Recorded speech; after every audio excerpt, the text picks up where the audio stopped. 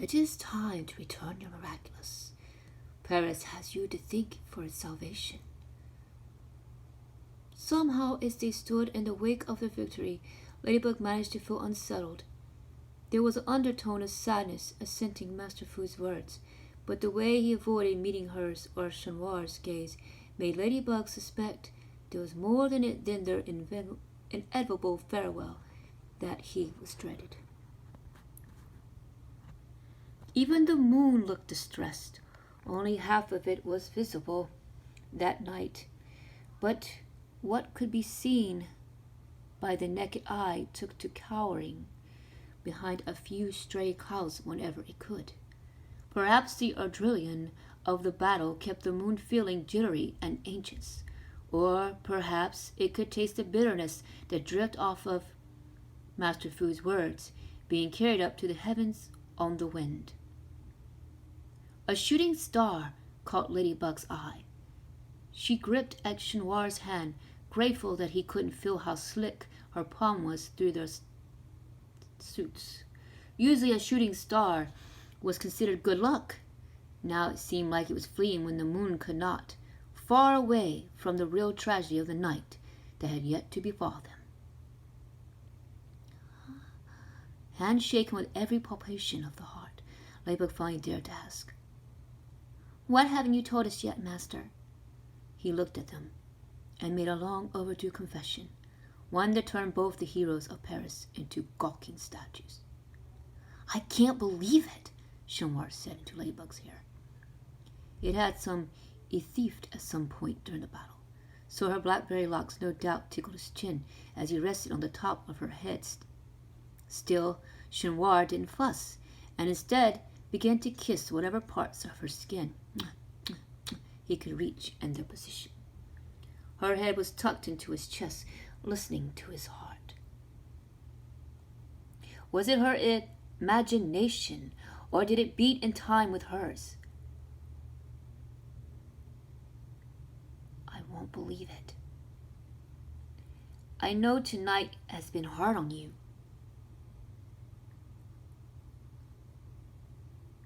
Shot, I want you to know that whatever comes next, I'm here for you, as a friend, a partner, a girlfriend." He tightened his grip around her waist. One of his hands slid up the subtle curves of her spine. Ladybug felt his fingertips gently brush against every knob in her spine, sending a warm, tingling sensation rippling through her extremities. Shot came to rest his hand on the back of her neck, where he began to twirl some of her hair around his fingers. Sometimes silence was comfortable. It spoke louder than words, a testament to the closeness achieved by the fair bound blanket within it. The silence that came of the three that stood there in that ravished Parisian street was thick with unshed tears and the pungent, staggering stench of regret. Around them, the rose reflected the inner torment of their soul. Paris had yet to feel the final kiss of Ladybug's healing powers. They become clogged with debris of stone, brick, and disjointed metal. Puddles from sort of drainage spilled into the pavement. Neither Shot nor Ladybug were sure where it had come from. The water mirrored the nearly starless night. From the perpetual of one's vision, it may have appeared as though black holes were forming on the ground, growing and gurgling, consuming everything in sight. Similarly, the civilians fared a little better.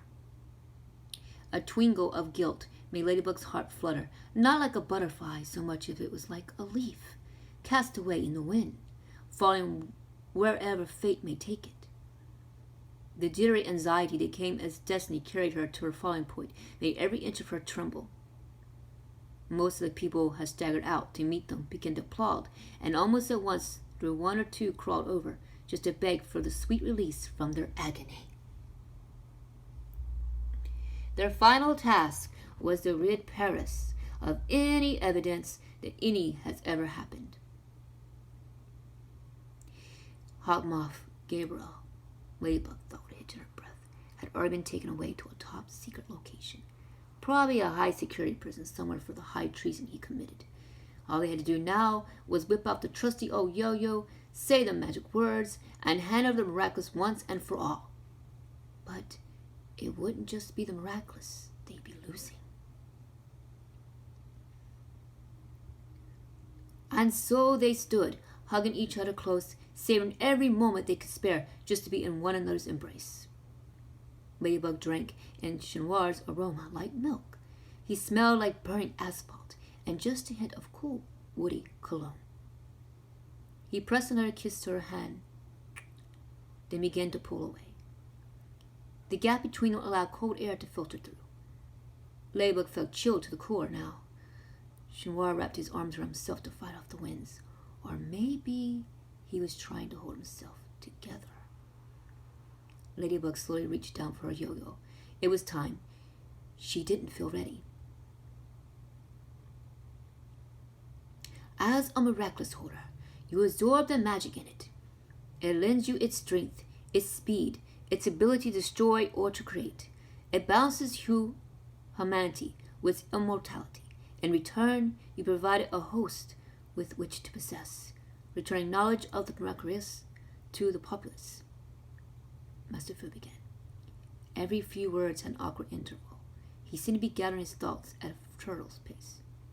Chinoir began to itch with impatience. Right. We understand that. But what happens after we return them?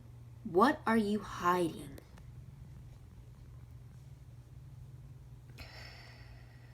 Master Fu's eyes flashed with indignation. He did not like to be pushed, but the teens were aching for answers.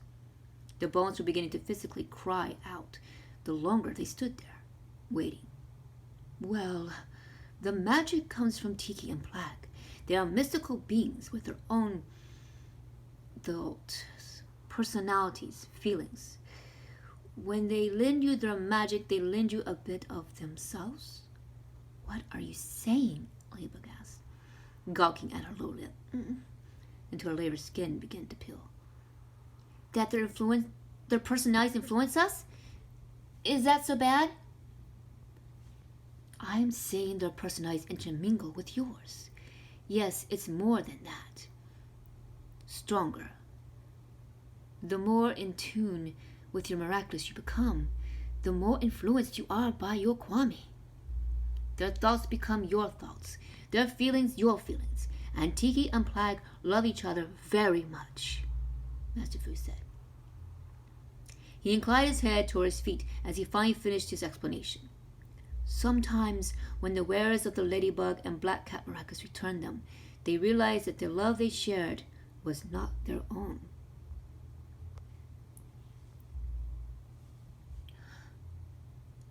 It was the implication that their relationship had been forged on passion that did not belong to them that made Ladybug uncomfortable. The possibilities were endless. What if every kiss they shared, every touch, every moment of passion was influenced by something other than their own minds? What if, like the half-exposed moon, only one of them felt that a part of them had been lost? It was possible they had one last night to be in love. Ladybug wished they could enjoy it, but they could not deny her duty. Maybe that was Tiki's influence too. Ladybug's gaze locked with Chinoir's. His warm jade eyes glinted with reassurance. He almost seemed to be telling her that it would be okay, that their love was true, through and through, and his heart would never abandon hers. Ladybug nodded. Then, without any further hesitation, called upon her Miraculous Ladybug. Miraculous Ladybug! Ha! Before they could even blink, the havoc that Hawkmoth had brought upon the city dematerialized. It reverted back to its former state. Even the shadow bruises formed on the hero's flesh eased away, allowing him to breathe a little easier. Shut! Ladybug called, reaching out to him. I want you to kiss me one last time. I want to remember how it feels in case I never get to again. You will, Shinwar promised. Then he tugged on her forearms, so that her body pressed against his, and kissed her more deeply than she thought he ever had. Ladybug could taste his nerves. Every lie and every secret he had ever told seeped into her soul. Adrian Gress was beneath that suit, catching her lips with his own, making sure they soaked up every emotion the other felt before they parted. Ladybug felt a flicker of elation on his lips. She noted a twitch of worry, a moment of doubt. Most of all, after these emotions ebbed away, she felt the bruising pressure of his love and confidence. They were in love. Really, truly. Ladybug knew it. And when they finally allowed their lips to drip apart, panting, she saw on his face that he knew it too. I guess it's time then, he said. Usually the crowd would have discouraged their transformation, but Bidet is no longer mattered. Once their Miraculous was relinquished, there would be no more secrets to keep. So they de-transformed. Spots off. Claws out. They ignored the gas, though. Oh, what? Oh my god. Oh. Most of the shock was directed at Agent Grust, who was most easily identified of the two. I'll miss you, Plag. Plag's usual aloof disposition crumbled. He snuggled against the warmth of Adrian's cheek and sobbed. I'll miss you too, kid. And your cannon bear. The farewells between Tiki and Merritt were a little sappier.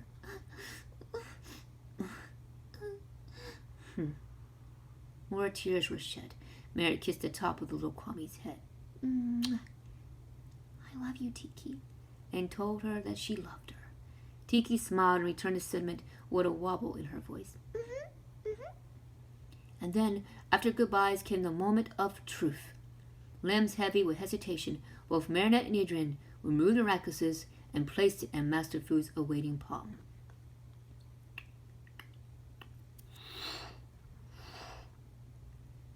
Mary could feel the distinction between her body now and before, when the magic still pulsed through her veins. She didn't feel the subtle pinpricks she'd grown used to anymore.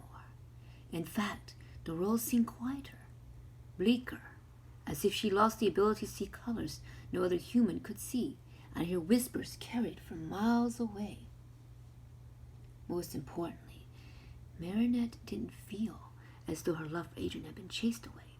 Her dedication to her duty had dulled slightly, so that she could turn to Adrian without conversing further to Master Fu, without a second thought. She didn't even try to rein in her feelings. Her heart rate spiked. It was real, just as they suspected it was. But then, when she looked into Adrian's eyes, her smile dropped. He looked at her like she was a stranger.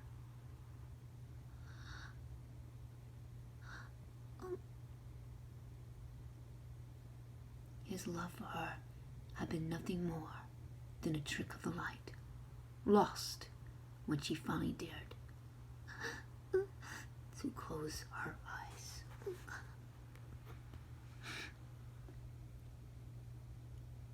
Adrian,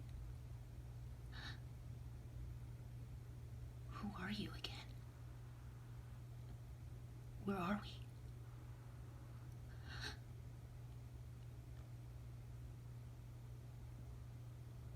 Oh, yeah. You're my good friend Marinette. Who knew?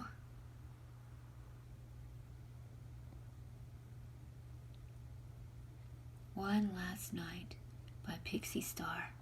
Thank you for letting me audio drama this. This was so heart-wrenching. I'm not gonna lie. I had so hard to keep my tears in. This was just absolutely beautiful. Okay, guys, where are my tissue boxes? I hope there's a sequel to this, because I would love to do it too. I hope it's a happy ending. Bye now.